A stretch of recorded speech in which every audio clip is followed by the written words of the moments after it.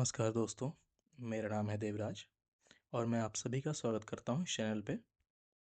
आज हम बात करेंगे इस जियोपॉलिटिकल टेंशन के बीच या फिर बाहर का जो माहौल है इसके बीच जो हमारे इन्वेस्टमेंट हैं उनको हम किस तरीके से सेफ रख सकते हैं। कुछ ऐसे टेक्निक के बारे में हम बात कर रहे होंगे और साथ के साथ कौन से ऐसे सेक्टर्स हैं जहाँ पे कि इन्वेस्टमेंट सेफ हो सकता है उसके बारे में आज हम जानेंगे। ये वीडियो आपको बताएगा कौन सा सेक्टर स्टेबल रहता है, रियल डेटा क्या कहता है और कैसे आप अपना पोर्टफोलियो प्रोटेक्ट कर सकते हैं। आइए जानते हैं पहले इसके बारे में। सबसे पहले हमें ये समझना है कि मार्केट बिहेव कैसे करता है।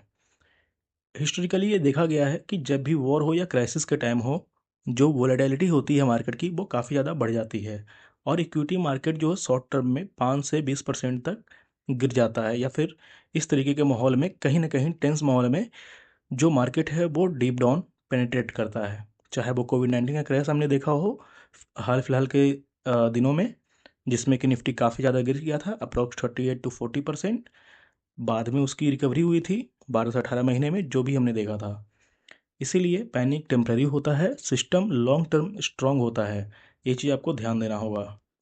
सेक्टर्स जिसमें कि हम अपने इन्वेस्टमेंट को सेफ रख सकते हैं, पहला है हेल्थ केयर और फार्मा सेक्टर। जी हाँ दोस्तों, ये बात तो बहुत बेहतर तरीके से आपको पता होगा कि जो हमारा फार्मा सेक्टर है वो इंक्रीज़ इस तरीके से हुआ है ओवर द ईयर कि हम एक अच्छे एक्सपोर्टर बन चुके हैं ऑल ओवर द वर्ल्ड। और अमेरिका एक बहुत बड़ा हमारा खरीदार भी है, जहाँ पे तकरीबन हर तीसरा मेडिसिन में पहला मेडिसिन जो होता है वो इंडिया से एक्सपोर्टेड होता है। तो ये एक ऐसा सेक्टर है जहाँ पे आपका लॉन्ग टर्म ग्रोथ तो बनता ही बनता है और डिमांड भी इसकी काफ़ी कांस्टेंट रहती है, एक्सपोर्ट इसका बढ़ते जा रहा है दिन प्रतिदिन। तो ये चीज़ आपको ध्यान रख के चलना पड़ेगा। दूसरा सेक्टर है बैंकिंग और फाइनेंशियल सर्विसेज में। दोस्तों आप सभी को ये बात पता है, इंडिया का जो फाइनेंशियल सिस्टम है वो काफ़ी रिजिलियंट है। साथ के साथ यहाँ पे लोग मनी माइंडेड हैं और यहाँ पे लोग पैसे बचाने के पीछे हमेशा से एक थॉट प्रोसेस को फॉलो करते हैं, चाहे वो पैनिक का टाइम हो या ना हो। But people are very much aware to save their money, right. So इसमें क्या है ना कि आप एक चीज़ देख रहे होंगे, डेटा क्या कहता है इसमें, इंडिया का जो क्रेडिट ग्रोथ है वो 12 से 15% एनुअली चल रहा है अभी। साथ के साथ यूपीआई का जो ट्रांजेक्शन था 2025 की अगर हम बात करें, अप्रॉक्स वो 100 बिलियन प्लस यूजर्स जो था वो कंप्लीट कर चुका है। तो इसीलिए स्ट्रॉन्ग बैंक्स जो हैं वो सर्वाइव तो कर चुके हैं ओवर द लॉन्ग पीरियड, चाहे वो एसबीआई हो, स्टेट बैंक ऑफ इंडिया या HDFC, Axis Bank, ICICI bank. ये कुछ बड़े बैंक्स हैं जिनमें आपको इन्वेस्ट करना है ताकि आपका अमाउंट या इन्वेस्टेड अमाउंट जो है वो सुरक्षित रह सके। लॉन्ग टर्म हमेशा से स्ट्रांग हो जाता है अगर आप यहाँ पे करते हैं इन्वेस्टमेंट तो, क्योंकि अभी अगर आपने देखा हो ट्रेंड मार्केट का तो हाल फिलहाल के टाइम से आपने देखा होगा इंश्योरेंस मार्केट हमेशा से ये अप होते जा रहा है इंडियन मार्केट में। और इंश्योरेंस रिलेटेड है, फाइनेंशियल सर्विसेज है। सो यहाँ पे आपका इन्वेस्टमेंट सेफ होता है लॉन्ग टर्म के लिए और आपको फ़ायदा दे जाएगा। आगे जो एक सेक्टर है वो कमाल का सेक्टर है जिसके बारे में हम सभी जानते हैं, लेकिन बात बहुत कम की जाती है, वो है एफएमसीजी सेक्टर। एफएमसीजी सेक्टर की अगर हम बात आपको बताएं तो इसका मतलब ही है फास्ट मूविंग कंज्यूमर गुड। मतलब ये कि जो दैनिक कार्य में हमें कुछ चीज़ें यूज में लानी होती है वो सारे के सारे इसी सेक्टर से बिलोंग करते हैं। चाहे वो सुबह उठ के हमें नहाने जाना हो तो बाथिंग सॉप की हम बात करें, शैम्पू की बात करें, हेयर ऑयल की बात करें, या फिर किसी भी टाइप के जो हम इनटेक कर रहे हैं फूड्स आजकल, पैकेट फूड, वो सारे के सारे पैकेज्ड फूड जो होते हैं वो इसी कैटेगरी से बिलोंग करते हैं। तो हाँ दोस्तों, ये लंबे समय से एक ऐसा सेक्टर रहा है जहाँ पे ग्रोथ स्टडी हुई है, लेकिन हमेशा से इसकी ग्रोथ होते आई है। सो एफएमसीजी मार्केट तकरीबन 110 बिलियन डॉलर का इंडिया में है अभी, और करीबन तो करीबन ये 10% के अनुसार हमेशा इसका ग्रोथ चल रहा है। क्राइसिस में क्या होता है कि लोग लग्जरी को कट करते हैं लेकिन जो इसेंशियल होता है उसको कट नहीं करते हैं। क्या आप क्राइसिस के वक्त में मुंह धोना छोड़ देंगे? नहीं। तो टूथपेस्ट का यूज करेंगे, टूथब्रश का यूज करेंगे, नहाना छोड़ देंगे? नहीं। तो बाथिंग सॉप का यूज करेंगे, खाना छोड़ देंगे? तो नहीं। तो वहाँ पे जो पैकेज फूड है उसका आप यूज करेंगे। तो इन सब के कारण ये जो स्टॉक्स होते हैं वो काफ़ी अच्छा परफॉर्म करते हैं। इनके जो मेजर स्टॉक हैं उसके बारे में मैं आपको बता दूं, HUL Hindustan Unilever limited, ITC, साथ के साथ और भी बहुत सारे हैं, वो भी आप चेक कर सकते हैं। सो आगे हम बात करें इसमें तो इसके जो स्टॉक्स होते हैं वो लेस वोलेटाइल होते हैं एज़ कम्पेयर टू अदर्स। सो इसमें आप इन्वेस्टमेंट के बारे में सोच सकते हैं।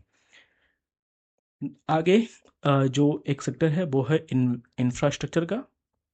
इंफ्रास्ट्रक्चर एक्चुअली गवर्नमेंट प्रोजेक्ट्स होते हैं, हाईवेज हो गया, रेलवेज हो गया, सी पोर्ट्स हो गए, तो ऐसे सेक्टर्स जहाँ पे कि गवर्नमेंट इन्वॉल्व है डायरेक्टली और इनडायरेक्टली, तो वहाँ पे भी आप पैसे बना सकते हैं। तो आप उसका भी चेकआउट कर सकते हैं। सबसे बेस्ट जो एक सेक्टर है जिसके बारे में आपको मुझे बताना था वो है गोल्ड सेक्टर। गोल्ड एक सेफ हेवन कहा जाता है, इसलिए क्योंकि हिस्ट्री भी कहती है कि जब भी क्राइसिस आया है तो हमेशा से गोल्ड जो है वो एक तरीके से सेफ ऑप्शन रहा है किसी भी टाइप के फाइनेंशियल एडवाइजर या फिर जो भी लोग इन्वेस्टर्स हैं इसमें, उनके लिए। 2008 के फाइनेंशियल क्राइसिस के टाइम में भी जो इक्विटी मार्केट था वो क्रैश हुआ था, लेकिन गोल्ड ने पॉजिटिव रिटर्न दिया था। 2022 के टाइम में भी गोल्ड काफ़ी स्पाइक हुआ था, क्योंकि लिमिटेड सप्लाई है, ग्लोबल ट्रस्ट एसेट है और करेंसी हेज है। तो इस वजह से गोल्ड में इन्वेस्ट करना सबसे बेस्ट तरीका होता है। आप ईटीएफ्स आ चुके हैं आजकल मार्केट में बहुत सारे, गोल्ड ईटीएफ्स में आप जो है इन्वेस्ट कर सकते हैं, या फिर सोवरेन गोल्ड बॉन्ड में भी आप इन्वेस्ट कर सकते हैं, जो कि आपके लिए एक बेहतर ऑप्शन है। इंडिया में भी गोल्ड डिमांड इमोशनल और फाइनेंशियल दोनों है। एक्सपर्ट का व्यू अगर आप देखें तो लॉन्ग टर्म गोल्ड पोर्टफोलियो का 5 से 15% होना चाहिए। सो ये आप समझिए कि गोल्ड एक बेहतर विकल्प है as compare to any of the other investment. ये आपको ध्यान में रख के चलना पड़ेगा। हम बात कर रहे होंगे इसके बारे में अब कि अगर आपने इन्वेस्टमेंट किया है तो आपकी क्या साइकोलॉजी अब होनी चाहिए। सबसे बड़ा एनिमी मार्केट नहीं होता है दोस्तों, ये चीज़ आपको ध्यान में रखना पड़ेगा। आपका इमोशन जो है ना वो इम्पॉर्टेंट है, क्योंकि इमोशनली अगर आप बिक पड़ जाते हैं कभी मार्केट में और पैनिक में आके आप सेल करते हैं तो आप कहीं ना कहीं लॉस बुक कर रहे होंगे। तो सबसे बड़ा एनिमी मार्केट नहीं है, ये आपका इमोशन है, ध्यान देना पड़ेगा आपको। डेटा ये कहता है मैक्सिमम रिटेल इन्वेस्टर लॉस करते हैं क्योंकि वो पैनिक में सेल कर देते हैं। हालांकि जो स्मार्ट इन्वेस्टर्स होते हैं ना वो एसआईपी कंटिन्यू करते हैं ऐसे सिनेरियो में। डिप जब होता है मार्केट तो वो इन्वेस्ट करना स्टार्ट करते हैं। जिनका इन्वेस्टमेंट है ऑलरेडी वो पेशेंस रखते हैं, क्योंकि पेशेंस के कारण ही आपका जो लॉन्ग टर्म इन्वेस्टमेंट है वो चल पाएगा और आपको एक बेहतर इन्वेस्टमेंट का रिटर्न मिल पाएगा वहाँ पे। सो आप ये ध्यान रखिएगा। तो दोस्तों, वॉर हो या क्राइसिस, हर सिचुएशन में एक पैटर्न होता है, और जो इन्वेस्टर उस पैटर्न को समझ लेता है वो कभी पैनिक नहीं करता।